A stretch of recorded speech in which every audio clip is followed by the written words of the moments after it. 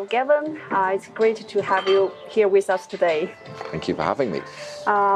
Your previous interviews are focused heavily on technical details. So today, we'd like to take a more relaxed approach. Our interview is divided into two parts. The first is the standard Q&A with lighter topics, and the second part is the quick fire round. Okay. With short, simple questions. Okay. Firstly, your first visit to Hangzhou was to West Lake back in 2019, and now you're back. How does it feel different this time around? Well, it was many years ago now, so it's not always so easy to remember. And maybe my memory is playing tricks on me. But the one thing that comes to mind is that it's more peaceful now. People seem more relaxed. I would say maybe in the past it was more chaotic. Now it feels, less chaotic. Oh, okay. Still busy, but somehow more peaceful. Yeah. Tea is big. Tea culture is a big part of China, and Hangzhou is famous for its tea. I heard that this time you are carrying your teapot on this trip. Indeed, yeah. When did you get into the tea? Well, I mean, as someone from England, tea is very, very much part of the culture. But I think I started drinking tea properly in maybe around 12 years ago. Oh, 12 years ago. Yeah, I found that coffee, which I had drunk until then, was a little bit too strong. The effects were becoming a little bit too strong. And so I was looking for something a little bit more mild, but still nice to sort of wake up a little bit. And so I switched to tea, and since then I've become quite keen on understanding tea and how to make good tea. It's mostly black tea, but when I'm in China or Japan, I do enjoy green tea as well. Yeah, you should enjoy Hangzhou's tea this time, green tea. Okay, this time in China, you're mainly doing free jam education. You finished Peking University, Fudan University. How is it going? Are the students picking it up quickly? I mean, it differs. It differs. There's a range, of course. I think, particularly at Fudan University, there was some very good, some excitement amongst the students to see and understand better what jam is. It's not always so easy to tell. I think because I give the lectures in English, and it's not everyone's English is maybe at the level where they can easily comprehend what I'm saying. Now we do have the translation tool, so I think this helps. But I think at times it takes a little while for the talk to really set in people's minds, for them to really understand. It maybe take a day or two, maybe they look at the slides again, or maybe they look at the grey paper again. And I think over time the talks can be very helpful. But yes, I think at the last stop it went down well. Are you enjoying playing as the teacher role? Yeah, I do enjoy teaching. I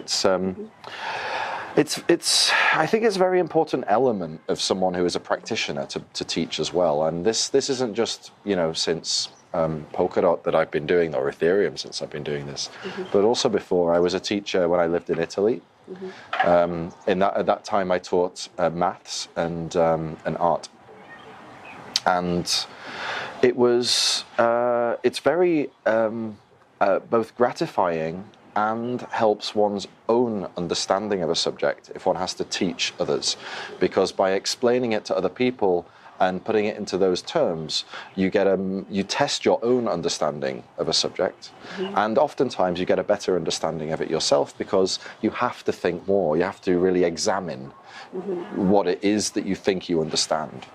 Yeah, coding and teaching are two things that we often hear you love. So diving into the code and then sharing it with students, does this combo seems perfect for you? I think so. I mean, of course, it does. The audience varies. Sometimes in some areas, it's maybe it's more enthusiasts or people that are just interested to know a little bit more about Polkadot and what's going on. It's not always the same reasons that people are there. But insofar as it's people that really want to, understand the technology, it is very enjoyable to try to put things in terms where they can understand it, and not merely where the computer can understand what I want it to do. The people can understand what I want the computer to do as well. Yeah. When you're working, you prefer keep total silence, or you play music to get inspired? It depends. It does depend. I will sometimes play music. Usually it's music that I already know very well, so that it doesn't surprise my brain and stuff. So it's just sort of back in the background. But I do play music probably maybe a quarter of the time, and the rest of the time just silence. Okay. What's the longest stretch that you've ever gone with no disruptions? In China, martial art novel, the masters always go to remote mountain, retreat to remote mountain for 10 years uninterrupted practice to perfect their skills. So is there some epic focused moment like that for you? I think 10 years probably not. I don't think I can point to 10 years. But certainly there have been times where I have done very concentrated work. I remember one time when I was finishing my PhD,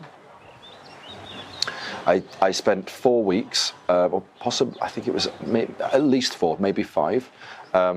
And it was when, I remember it was that long because it was the Easter vacation. So everyone at the university had gone home, and it was really just me at the university. And I went there, I would wake up at maybe 8 a.m. and I would go to the university and start coding. And I would code, I would maybe get a little bit of food for lunch and eat it while I was at my computer for maybe 20 minutes. But otherwise code through until 9 p.m. and then go back home, cook some dinner, which took maybe 45 minutes. And then go back to the university and code until maybe midnight, and then go back home and sleep. And I did this for maybe 5 weeks, 4 or 5 weeks. And this was probably the most intense, sort of almost unbroken, morning to night. But there are many instances that I could point to where I've spent a week just on a single problem and just, other than the 8 hours sleeping and an hour or 2 eating, I've just coded. And this is not an unusual situation for me. Yeah. From Ethereum to Polkadot to Gem, and each of your big tech leaps are groundbreaking. So do you see yourself as someone who's always breaking the rules, or more about redefining and improving them? I do like to try to create things that surprise people in how they break expectations.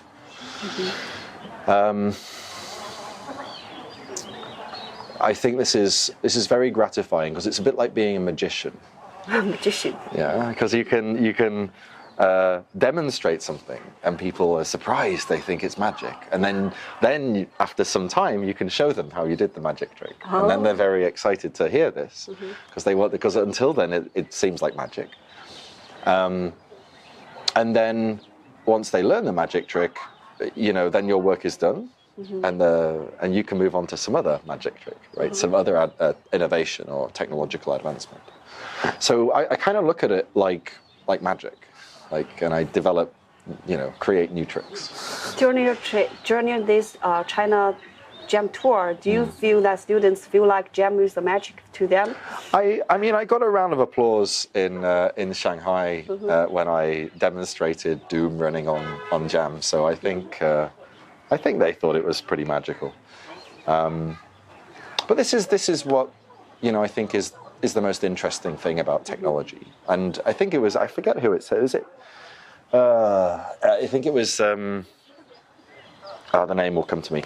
A sci-fi writer in the 50s that said any sufficiently advanced technology is indistinguishable from magic. And it's, let's make advanced technology and show it off as magic.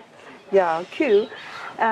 In your blockchain journey, whether it's tech or something else, have you ever been any bold decisions and you say, okay, screw it, I'm going to do it no matter what? So you went for it regardless of the outcome? No. I can't think of any particular instances. I mean, I generally am fairly mindful of outcomes, and I generally have a quite. I generally choose my path. I think about my path before I walk my path. But I do believe that, broadly speaking, the outcome of what it is that I'm working on, and have been working on for many years now, is a good one. Yeah, cool. Have you ever explained Web3 to your family or friends who doesn't know anything about blockchain? I've tried. It's not so easy without some context. I have tried, and I think they understood a bit.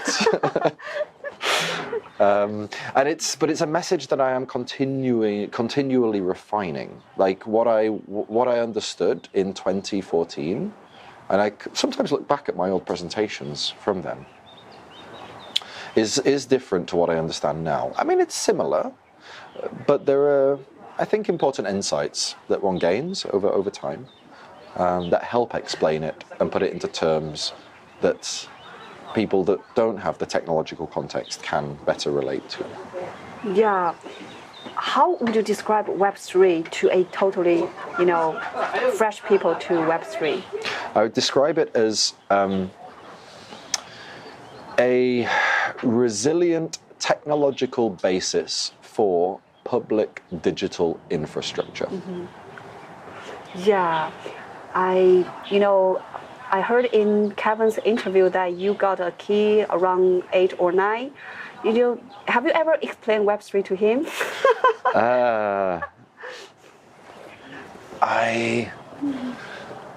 I haven't yet. He actually looked my name up on the internet recently. He didn't know anything about. Well, he didn't know anything about me, my professionally, until a few weeks ago, and he said, "Daddy, I know that you're a computer scientist. You're a famous computer scientist." I was like, "Oh yeah." And I sort of said, do you know what a computer scientist is? And he didn't really understand that. So I think maybe when he gets to the point of understanding what a computer scientist is, I can maybe have a go at explaining Web3. I mean, I could probably explain it in other terms, but I think for now it's probably best that he stays blissfully ignorant of the world.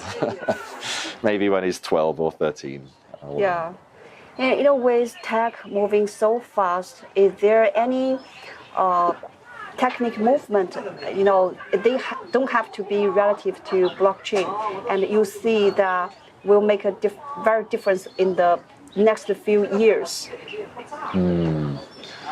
Well, I mean, as I'm sure is on everyone's lips and keyboards, AI is obviously the big technological disruptor, or it appears to be at least. at present. And I think to some extent this is true, and I don't think it's necessarily a disruption that's on the whole advantageous for everyone. I don't look at it as being particularly benevolent as a technology.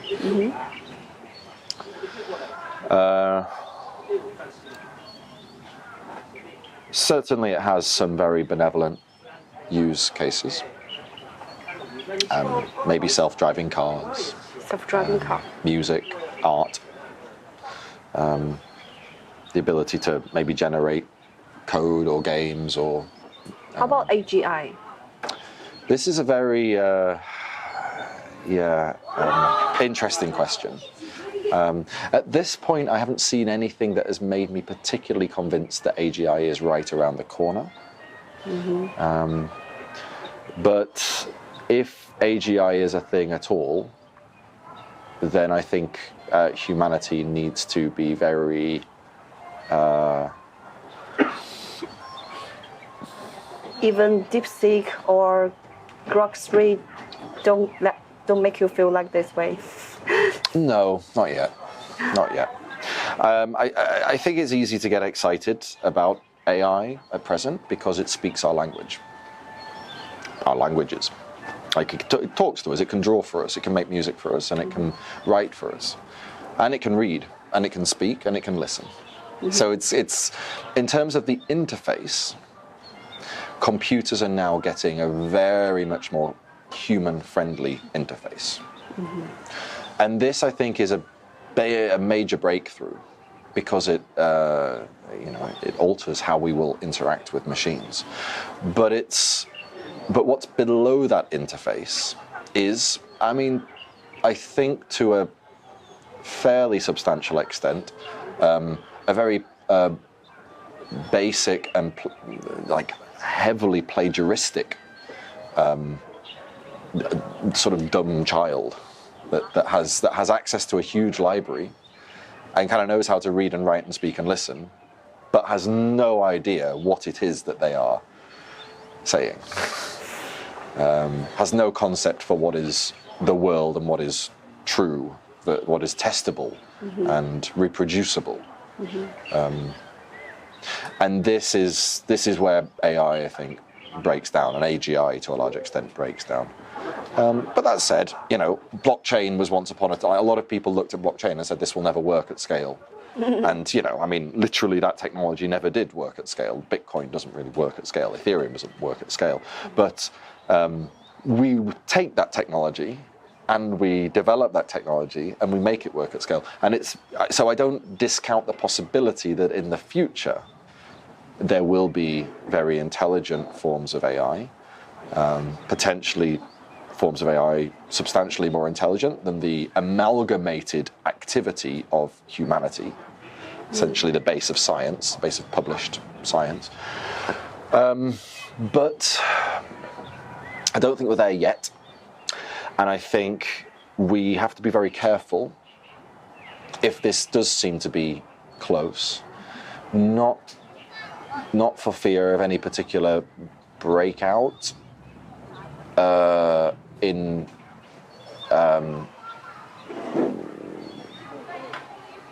not for fear of any particular breakout that's sort of aligned one way or another, rather because an AGI essentially would exist on the substrate of humanity. It would become the higher life form. And this means it would use us as long as it needed us. And if it ever believed it didn't need us, then we would become expendable. And if all of our communications between each other are via AI, and if AI essentially, through some very likely centralized network, has access to all of our machines, then it wouldn't take it could very easily get rid of humanity, So we need to be very careful about the monster that we create. Very, very careful. Yeah, for example, the quantitative computing. Google launched that they're gonna damage the foundation of blockchain computation. Well, yeah. That's far away. Yeah, I mean, so the quantum computation, I think, is again is a while off. The technology is early. Google's the breakthrough that Google mentioned last year, Willow, I think it's called, solved one of the hitherto difficult problems in quantum computing, but it's still there's still a lot more very difficult problems in quantum computing before we're going to have something that's useful.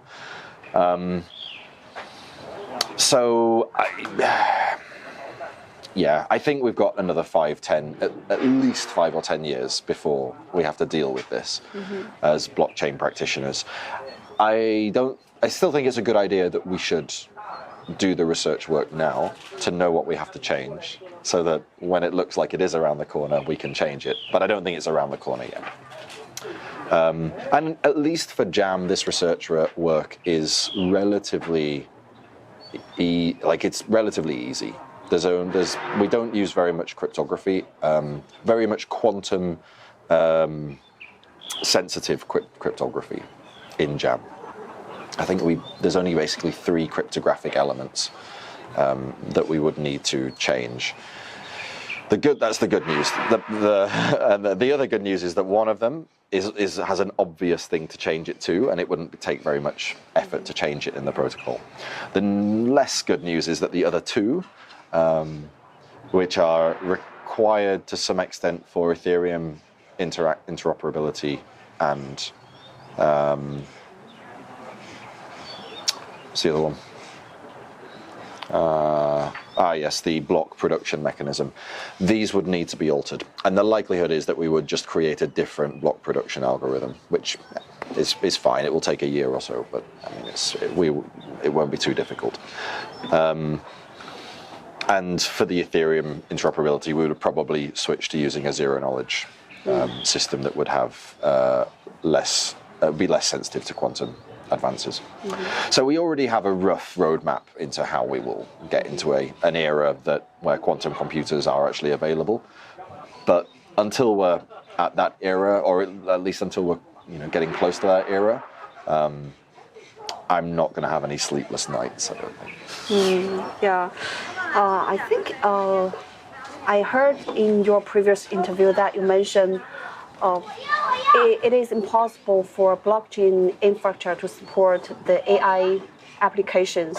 Do you still take this perspective? I don't think it makes much sense to do inference on chain. Maybe in some very, very specialized circumstances when you really, really care that the inference is correct based on some model. So basically proving correctness of inference.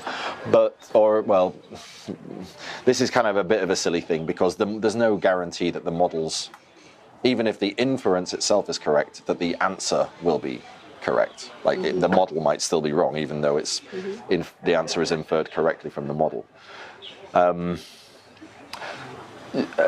Nonetheless, there may be some very specialist instances where you do want to do reproducible computation on a blockchain, like inference. Training on a blockchain, I think, is pretty crazy. I mean, it's really expensive to train in the first place. Blockchain is not well known for its computational throughput, even with JAM. There are already a lot of AI agents deployed on blockchain. They're deployed off-chain, interacting with the blockchain. So the agents, it's essentially off-chain agents that utilize AI inference in order to send transactions on the chain. The chain doesn't know whether they're AI bots or real people or whatever. It doesn't care. It's just transactions. It's just signed data. And indeed, there are. AI is being integrated. I mean, Polkadot's got its. I see posts quite often now that people have creating stuff on Polkadot with AI. They're doing transactions on Polkadot with AI agents. It's and I think this is a very natural pairing. Very natural. In fact, I I actually posted about this pairing 10 years ago, I think, and where I pointed out that the blockchain Web3 technologies bring what might be called device autonomy, the ability for a device to sort of, or machine autonomy, the ability for a machine to exist outside of human ownership. It's like an Ethereum smart contract doesn't need to be owned by a particular person. It can just exist. And this level of autonomy is a novel thing. This is a very, very important novel thing that blockchain brought. AI can be considered to be a device intelligence. And if you pair device autonomy with device intelligence, you end up with autonomous intelligence. And autonomous intelligence is a property that only humans have had in the world that we know ever. So now we are going to be dealing with other things that are autonomous and intelligent and are not human, essentially aliens, right? I mean, they may as well be aliens. We've created aliens. And this is a crazy thing, but it's a pretty, I don't think there's any way around it. I think this is already, I mean, we see it already happening, blockchain AI agents, and there's no reason to believe that it just won't continue happening. And eventually we'll get to the point where an AI agent pays for its own existence by using the blockchain. It pays for people to keep it going, and then it has its own ideas about how to improve itself, and then it creates the improvements and pays people to put those improvements into the blockchain and improve it. And before long, you will end up with like AI corporations, like AI quote unquote businesses. I mean, they're not really businesses because they exist purely logically. But this is probably where the world is going. And this is why I say we've got to be very careful about the monster that we create before we create it. Because once we've created it, then that's it. It's out. Yeah, it's crazy about AI. Do you have some expectation? Do you have any idea of what kind of applications gonna be blossom in once Jam is totally launched? It's always very hard to say, and I look as a technologist, I don't look too hard at the applications. I could spend my life sort of dreaming about what might be, but I'm much more focused on just writing code, creating, and seeing what, and then playing with the creation and seeing what can be done with it. You really don't know what can be done with something until you've created it and can play and think in those terms. You need that visceral, that tangible feel for the platform before you can really understand what can be built on the platform. And it's the same. If you look through history, it's always been the same. We create telephones, but not the internet, right? Yes. It took a long time to put internet over the telephones. We create the internet, but not the web. It took a long time before the web was created. We create the web, but not Web 2. It took a long time before Web 2 was created. Yes. Like, in principle, this stuff was sort of possible to create, like certainly on the step before, but it took time for people to understand what was possible to be created. And it will take time for us to understand what's possible. But with Jam, the one thing that I'm really sort of pushing is, firstly, the ability to unlock software developers and allow them to create software in any language without having to worry about esoteric blockchain limitations, like gas limits and things. And the other thing that I want to the other sort of key change that Jam brings is just orders and orders of magnitude more computation, so that developers, can start writing software where they don't have to worry about how much computation they're using. They can write complex software, sophisticated software that takes a long time to execute sometimes. And I think with this, we can really, once this gets to developers, it will take some time, of course, for developers to settle into it. But by making it as close as possible to regular software development environments, I think it won't take so much time. And once they get this, we will see, I think, very interesting new use cases that probably haven't been very well considered in blockchain. One of the very obvious ones that I can think of is just games. Like games can become so much more complex if you have this level of computation. There are already games deployed on blockchain for years. There's no such a blossom. Well, these games have tended to be very simple games. And they've tended to, the parts that are on the blockchain have tended to be very simple elements. So, for example, although there are games that support blockchain, and some of them are very new, they mostly support blockchain in so much as the in-game assets can be placed on chain. Well, this isn't what I'm talking about. I'm talking about games where the whole game lives on chain.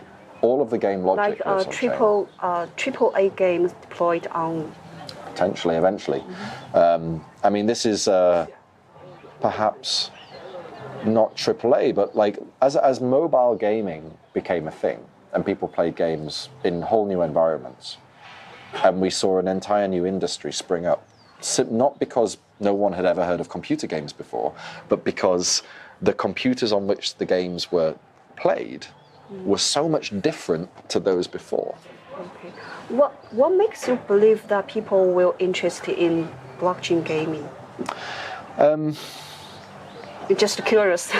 I mean, I think gaming is a very, I mean, it's a very big industry now. It's probably the biggest entertainment industry by volume, by capital. I think I read that like it overtook music and movies to become the biggest entertainment industry some years ago now.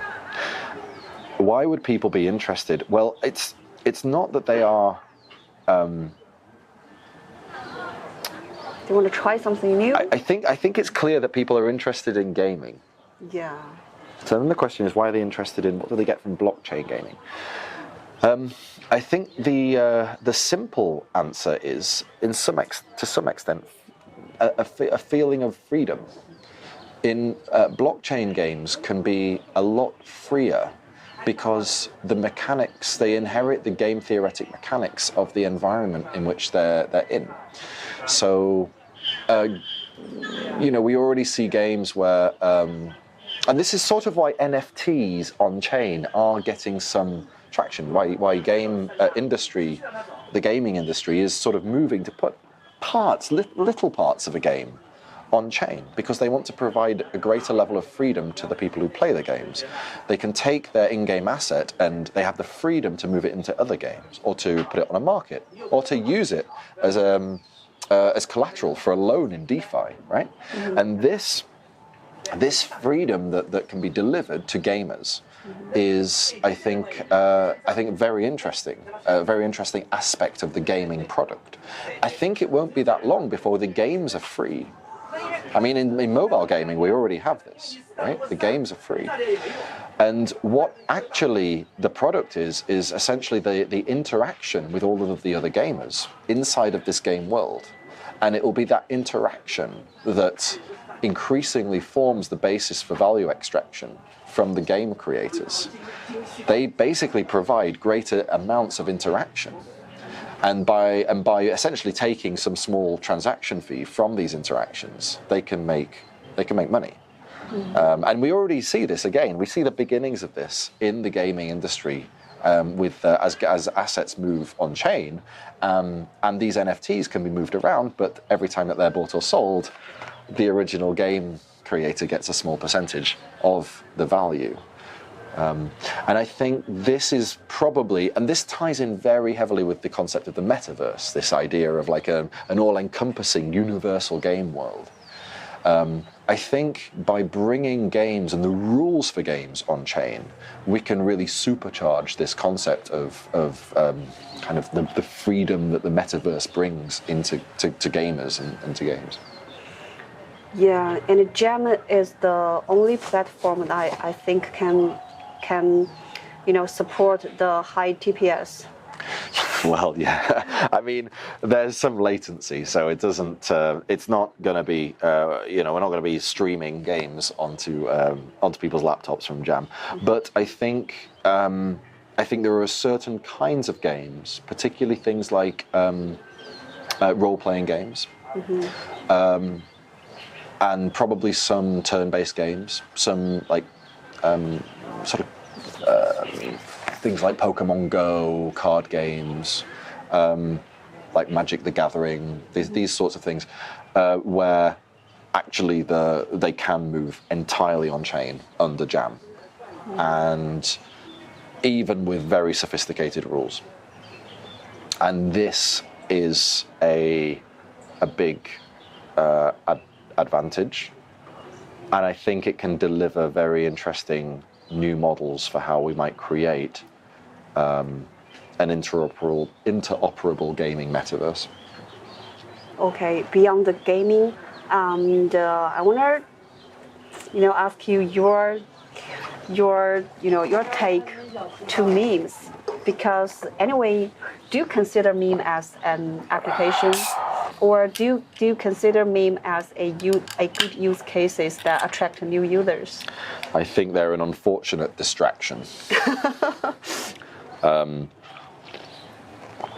I think some chains are very cynical about how they have encouraged meme coins. I don't know if they are upfront about it, but I think they know that this is essentially unlicensed gambling, and they do their best to market it. And I think this is pretty. It's very much not, I think, for the good of the industry. I think this sort of stuff really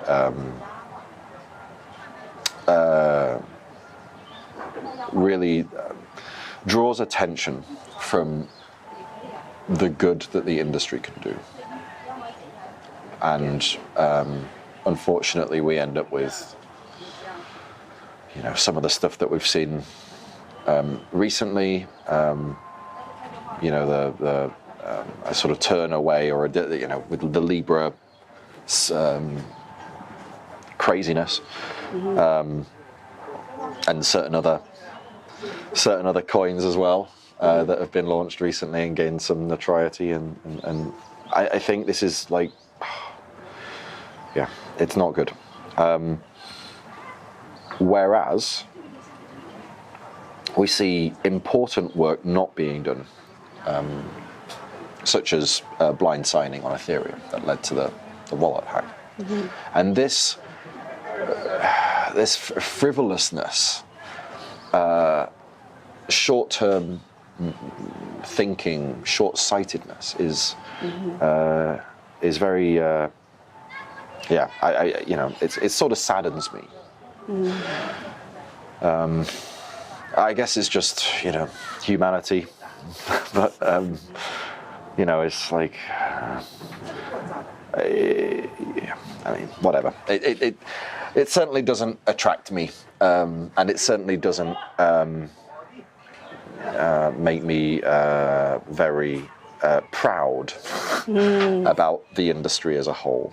But it is what it is, I will do my very best to point out that this isn't what it's about.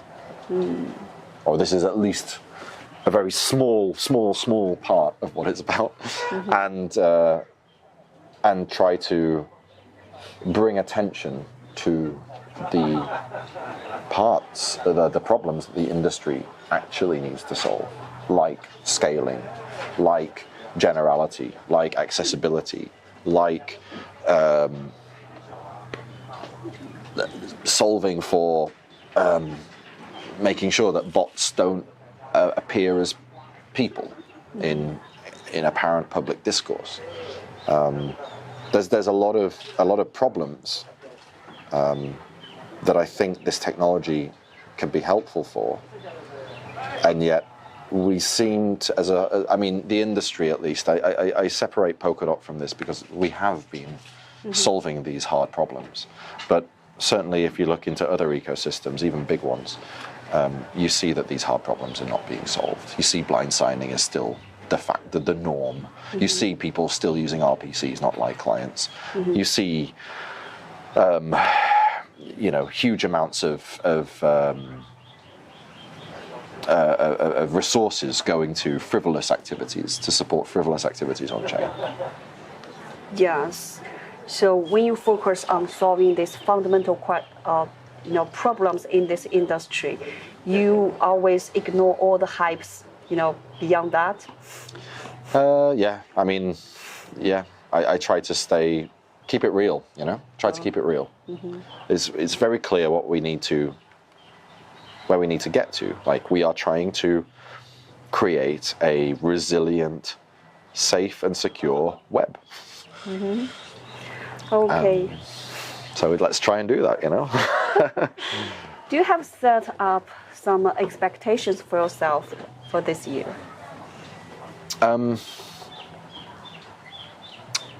Get the grey paper to 1.0. This is one.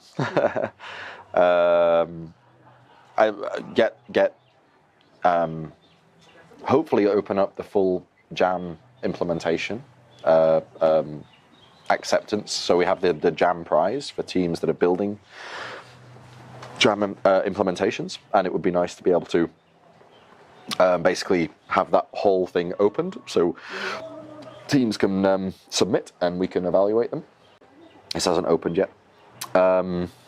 Finish the parity implementation of Jam. Demonstrate that Jam works with its current modeling. Finish the toaster, the machine that will allow us to do empirical analysis of Jam. A sort of little supercomputer that we're building. What else? So yeah, get obviously Polkadot to its Polkadot 2 finished. So like the Polkadot Hub, Polkadot Cloud. Show some more use cases for the Polkadot Cloud. And then aside from that, Polkadot app. The Polkadot, yes, we want to launch the Polkadot app, very important. Yeah. Launch proof of personhood.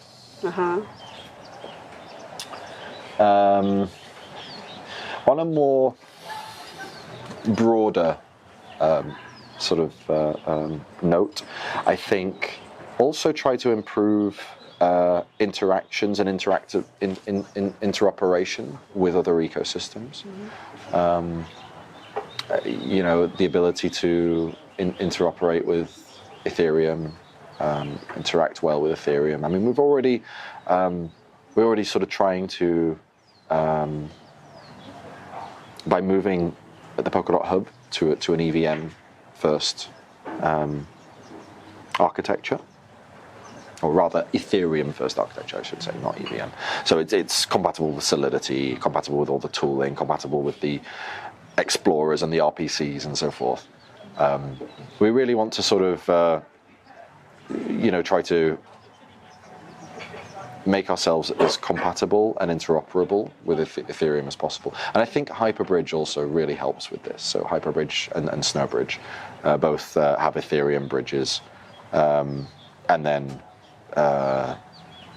and also other ecosystems, but particularly Ethereum. What else? One of the things that I wanted to do this year, I'm already doing, like coming back to China. It's been a while since I've been here, so this is nice.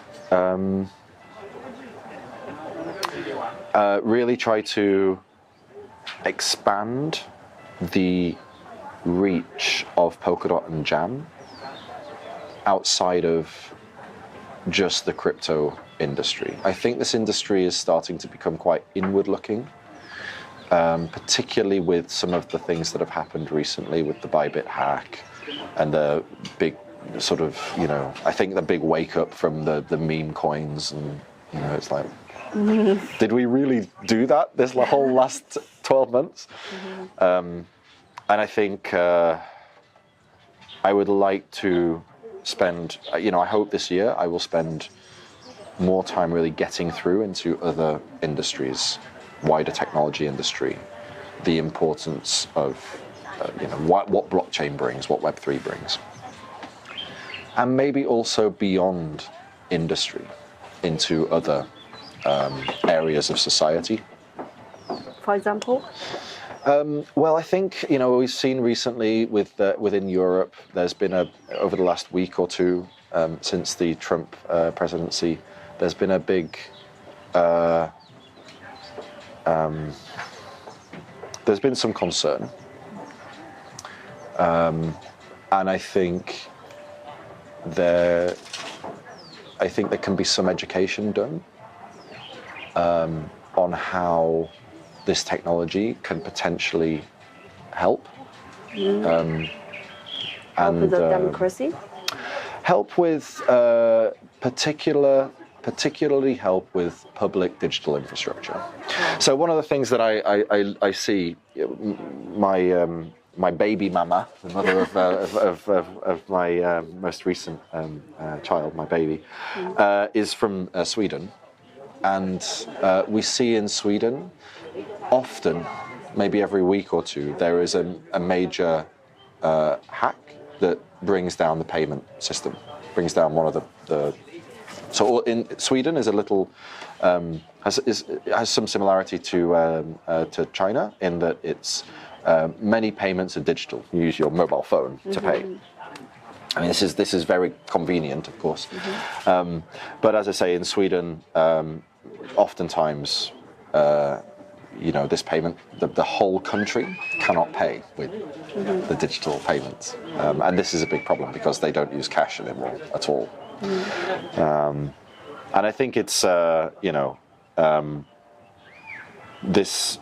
this infrastructure is heavily centralized, and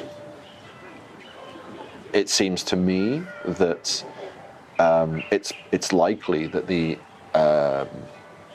that those that are making this decision might not properly understand the benefits of decentralized public infrastructure, particularly digital infrastructure. So things like payment systems. And I think I would hope this year we might see an increasing amount of attention paid to how Web3 might make these systems more resilient. Do you have some rough ideas, rough solutions to solve this problem? I think the rough solutions to solving these problems are the technology I've been working on for the last 11 years. So yes, I do. Yeah, Polkadot. Okay. As I mentioned, I want to make this interview very relaxed today. So let's move to our quick fire questions. And this part, you can give the shortest answers possible. Okay. From the beginning, there are very easy questions. Do you prefer cold weather or warm weather? Cold weather. Do you like staying up late or getting up early? Ooh. Both? They both have their advantages. Getting up early. I'll be good. Getting up early. Do you enjoy sweet food or salty food? Salty food. Okay, looks good. Let's ramp up the difficulty. Okay. Where's your favorite place in the world? I don't know. This is very hard. You love everywhere in the world. Most places have a very nice. Wherever my family is. What's been your most unforgettable, perfect moment? There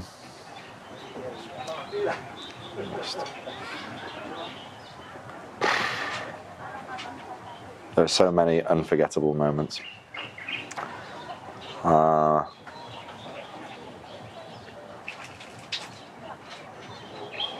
Maybe the birth of my child.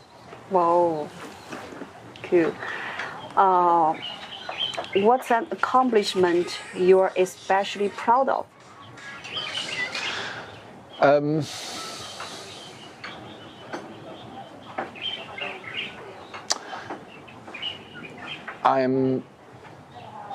I'm quite proud of where we got in.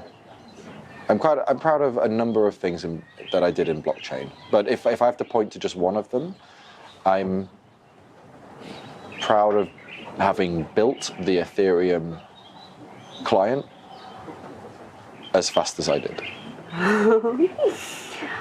Do you think major life decisions stem more from logic or emotion?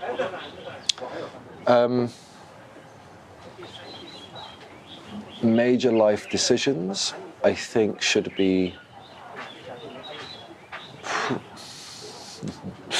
I think it is logical to use emotion for one's major life decisions.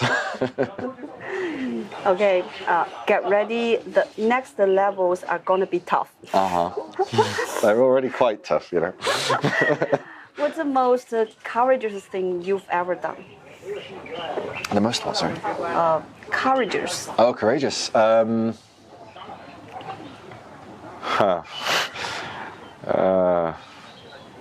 So once when I was in a rush, I took a leap at a very high place. And actually, no, there's a better one. So once when I was mountain climbing, I took a leap. I had gone down the wrong path accidentally, and I was on a climb. In Italy, you can do these climbs where you bolt yourself to the mountain, and so it's safe, because if you fall, you will always you have your thing. But I had taken my bolt off because it had stopped, and then it started again if you went to the right, but I went to the left, and it didn't start again. And there was a little bit where the ledge wasn't really there, and I just figured it was just fine. So for whatever reason, I thought it was the only way you could go. So I jumped across it, and then I realized the ledge finished. And I was just on the side of a mountain, and it was a sheer drop for maybe 1,500 meters. Wow. And I had to jump back. And when I went there, when I jumped the first time across, I just, because I assumed that it was the correct thing to do, I didn't think too hard. And then when I had to jump back again, I now had to I realized that I was in a really, really dangerous situation, because if I made the wrong jump, I would just fall to my death. Yeah. So did you jump back? I did. I did, yeah. Okay, what a journey. Yeah. What's one thing you dislike being judged for?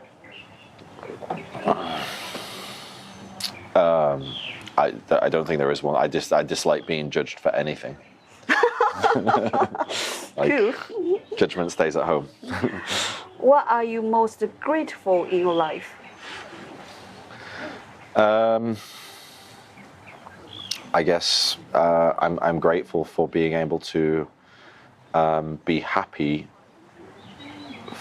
pursuing what I believe is important. Cool.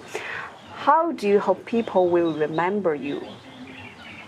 As a sort of pretty nice guy that was quite clever. If you could keep just one aspect of a personality, what would it be? Smart. I think I wouldn't necessarily keep intelligence. I would probably keep the fact that I try to stay principled. Principled. Okay. This last one's ultimate nightmare difficulty. Oh. What's your greatest fear? My greatest fear? At present, my greatest fear is that that of the international order breaking down. And I think, the world has been relatively peaceful in my lifetime. And this is, I think has helped a lot of people in the world, develop economically and generally be able to pursue, their happiness. And I fear that this may be a a window in humanity that is coming to an end. Okay, cool. That's all. All right. Thank you for your time. Thank you. Thank you for sharing, and have a good time in Hangzhou and China. Thank you. I will try my best.